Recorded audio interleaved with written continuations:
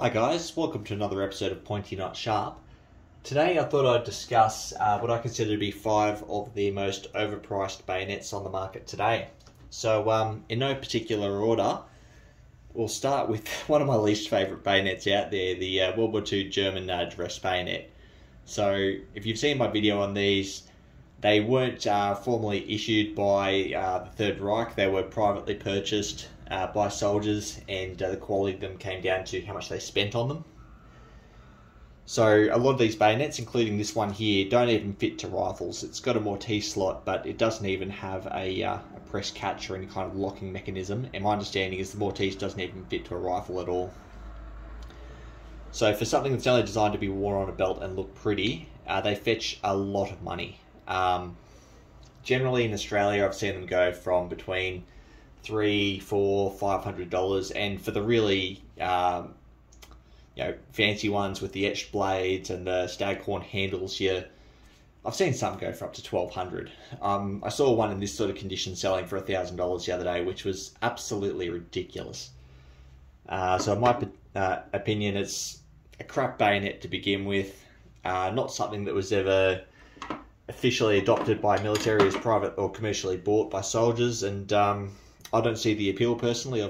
Obviously other people do, but yeah, again, in my opinion, well and truly deserving of being one of the most overvalued bayonets, overpriced bayonets.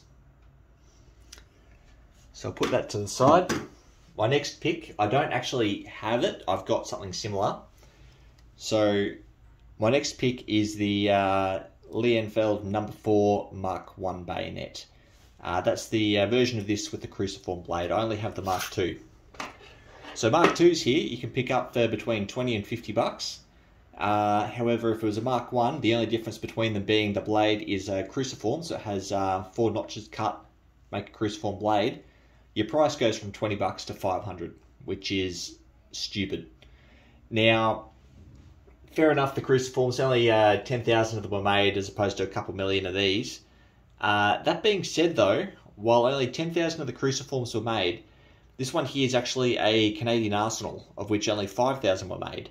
Half the number of the cruciforms, and Canadian arsenal, you're probably looking at 100 bucks, not 500. That's with scabbard and frog.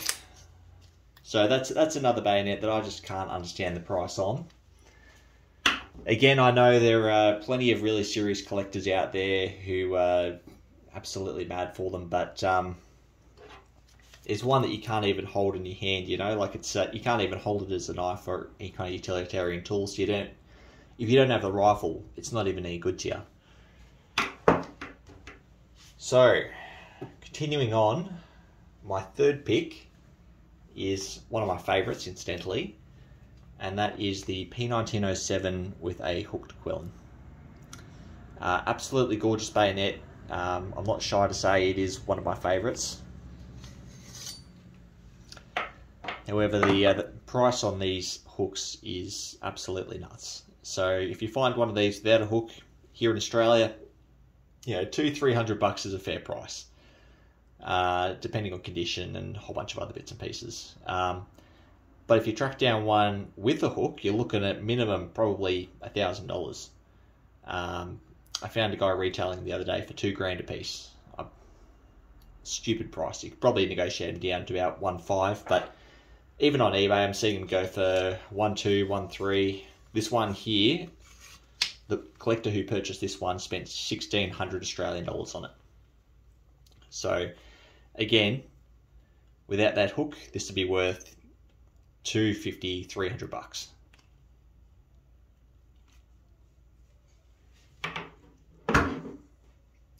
My fourth pick is the Australian M7. Now, only the scabbard here is Australian. I don't have the Australian matching bayonet. I've got a American Bock M7, but they are completely identical. They just have different markings on the crossguard. So the Australian one would have government acceptance mark in there and slightly different markings. I wouldn't say Bock. But the Australian ones have these green scabbards, either green or camo. Just a regular M10 scabbard.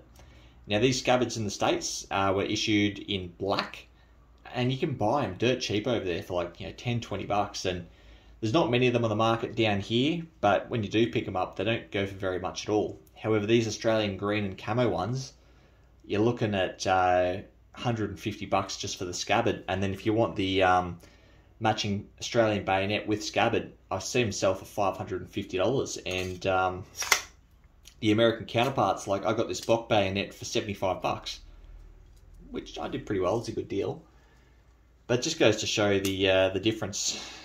And I understand they're a lot less common, and you're paying for a rarer item, but for what you're getting, it's virtually identical.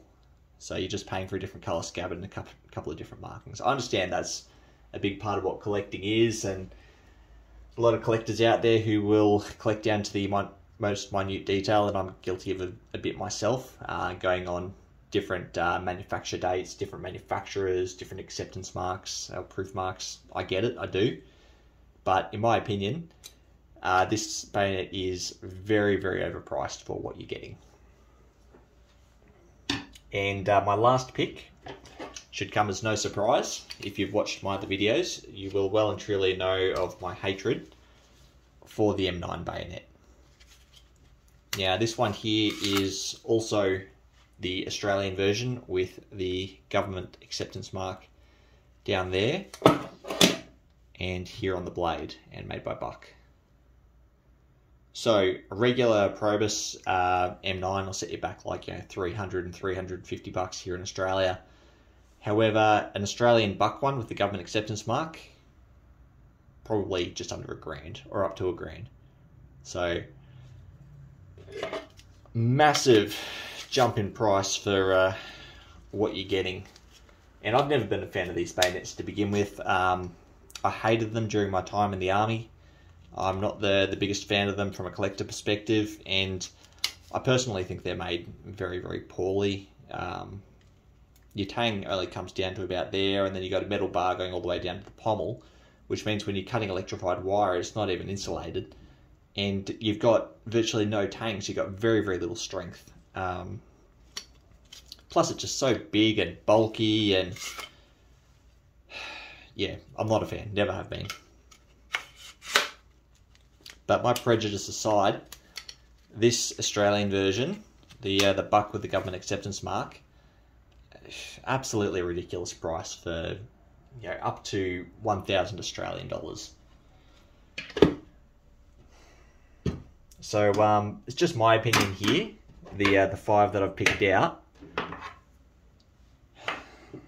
If you can think of any others, I'd love to hear from you. Comment below. But yeah, thanks for watching.